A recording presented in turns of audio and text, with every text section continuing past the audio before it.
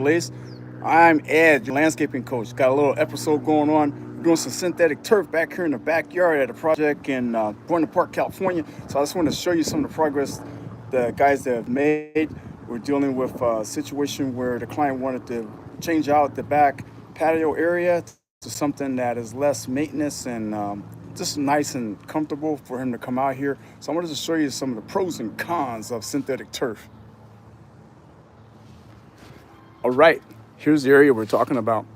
This is the southwest facing side of the house.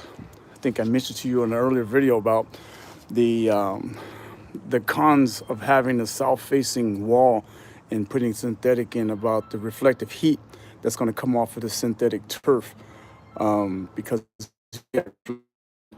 off of the house, and just this southwest exposure is pretty much under the sun.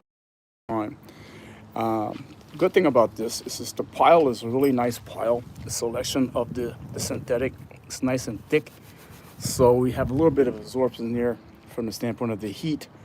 But in this area, they don't do a lot of activity back here. It's before it was just dirt and kind of a storage area for tools. So now it'll be a little bit more functional. If you want to do something on this side, you probably have to have a table and an umbrella though, if you want to come back here and really sit down and do something. And they have a bigger patio area, so they have a plenty of area back here in the back in order to have activities where you invite people around. We had to do a, there we go. So this is what happens. They come in. We did the base. They have a base of recycled concrete and asphalt.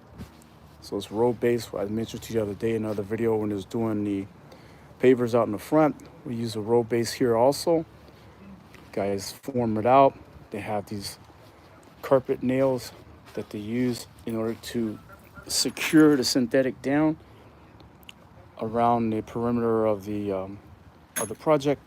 So that's the nails they use. They'll use those nails all around the perimeter in order to help hold the turf down. And we have an infill that they put down, and we use a machine that basically it's like a buffer, and it'll basically spin the infill into the carpet in order to have it stand up, so it'll have a certain amount of height to it, so it's not just laying flat. So there's infill that'll be put in and brushed in. They have an electronic or gas brush.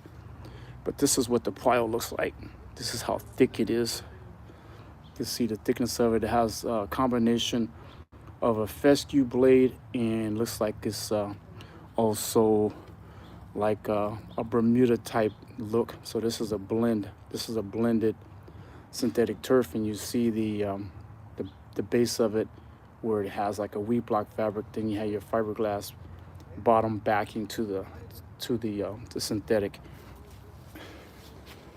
And as you come over here, Mr. Homeowner, this is the fabric that they put down, and before they put over the top of the road base. Over here is kind of a better look of how they do things here. And here's the pile, so you can see the weed block fabric that comes with the synthetic, or with synthetic turf, and then the weave, what they have with the weave. And there are some weep holes in here, so it'll have drainage. So if you look really close, there's some holes that are spaced sporadically around on the turf. But they come through and they measure it out, just like laying carpet in the house. It's the same thing. They have their kicker or knee kicker or whatever, so they can bring it up and put it in. They have all their nails and stuff like that. So they're gonna go over to this section here and do what they need to do. They put their nails down, drive the nails in. And let me see. Yeah, I can't pull it back, but there's your road base. You see the road base there? You use a compactor to compact it all up to make it nice and even with the compactor. So like I mentioned, they'll come through with the infill, spread the infill, and use gas-powered brush to brush it in order to complete the project. So put down in the comments what you think about synthetic. Would you use it at your home, would you use it in a situation like this where you have a southwest facing wall? If you didn't, what would you do in this space here? What type of landscape would you do? Would you do planter beds? Would you put concrete in here with more pavers? Tell me what you think and what your eyes what your ideas would be in the comments. Thanks for watching. Hope you have a great weekend.